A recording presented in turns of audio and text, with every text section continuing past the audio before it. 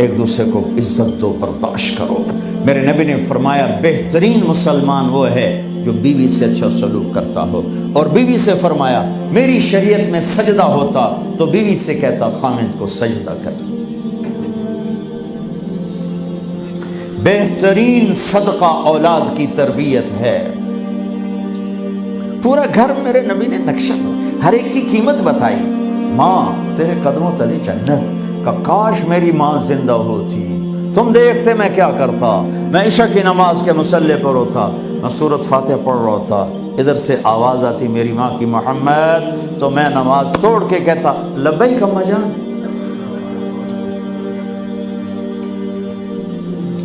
باپ کا تیرے جنت کا دروازہ ہے، باپ تیری جنت کا دروازہ ہے، کھولنا توڑنا نہیں، کھولنا توڑنا نہیں، توڑ دیا تو جنت میں نہ جا سکو گے۔ سب سے بہترین مسلمان جو بیوی سے اچھا سلوک کرے، سب سے بہترین عورت جو اپنے خامند کی منشا کو دیکھے۔ پھر آپ نے ایک عجب بات فرمائی جو معاشرے میں بہت بوجھ بنتا ہے جس کا، ہاں بھائی تمہیں ایسا صدقہ بتاؤں جس سے بڑھ کے کوئی صدقہ نہیں، تمہیں ایسا صدقہ بتاؤں جس سے بڑھ کے کوئی صدقہ نہیں۔ انہوں نے کہا جی کیا؟ کہا الابنۃ المردودہ، جس کی بیٹی کو طلاق ہو گئی یا بیوہ ہو گئی اور گھر واپس آ گئی ماں باپ کے، یا ماں باپ نہیں ہے تو بھائی ہیں، وہ ایک بوجھ بنتی ہے ماں باپ پر بھی، اور بھائی تو ویسے ہی باغی ہو جاتے ہیں۔ میرے نبی نے فرمایا اس بچی پہ خرچ کرنا کائنات کا سب سے افضل صدقہ ہے۔ گھر، ایک گھر کیسے چلتا ہے؟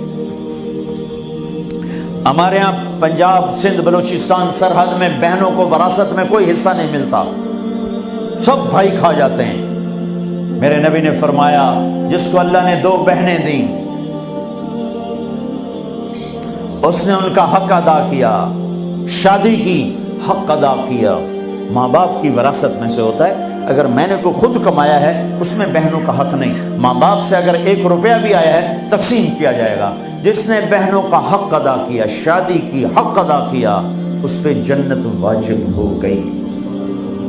جس کو اللہ نے 3 بیٹیاں دی اس نے ان کی ڈولی اٹھائی، وہ جنت میں میرے ساتھ یوں ہوگا۔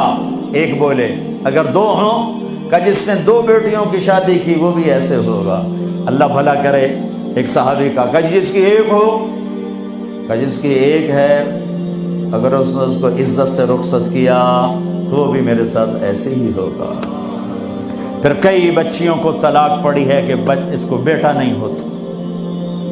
یہاں آنے سے پہلے کا واقعہ، پنڈی سے بچی رو رو برا حال اس کا، میں تو فون سنتا ہی نہیں ہوں ایسے کہ میرا تو کلیجہ پھٹ گیا ہے۔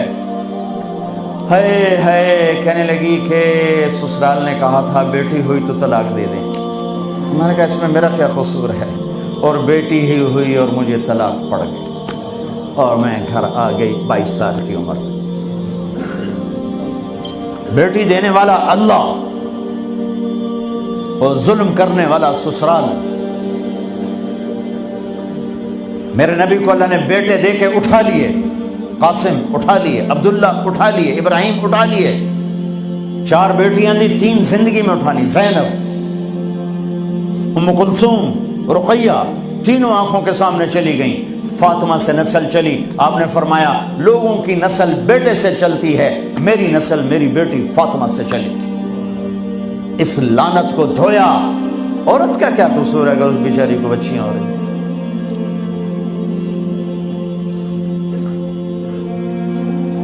جس نے اپنی بہنوں کو حق ادا کیا، جس نے بیٹیوں کو ڈولے میں بٹھایا، ان کا حق ادا کیا، کہ جنت میں یوں ہو جائے گا۔ بہنوں کو دینا اتنا ضروری ہے، حرام ہو جاتی ہے روٹی۔ میں نے مولانا جمشید صاحب میرے استاد ہیں، میں نے ان سے تفسیر پڑھی۔ میں ایک دن شہد کی بوتل لے کر گیا، پرانی بات ہے 76-77۔ میں نے کہا حضرت یہ ہدیہ ہے۔ فرمایا کہاں سے لائے ہو؟ میں کہا میرے اپنے باپ ہے۔ فرمایا تیرے باپ نے اپنی بہنوں کو، تیرے باپ نے اپنی بہن یعنی میری پھوپھیوں کو، تیرے باپ نے اپنی بہنوں کو زمین میں سے حصہ دیا تھا؟ یہ سوال کیوں کیا؟ 10 روپے کی شہد کی بوتل تھی اس وقت، کہ اگر دیا تھا تو یہ میں لے لوں گا، اگر نہیں دیا تو پھر یہ حرام ہے، میں نہیں لوں گا، یہ مطلب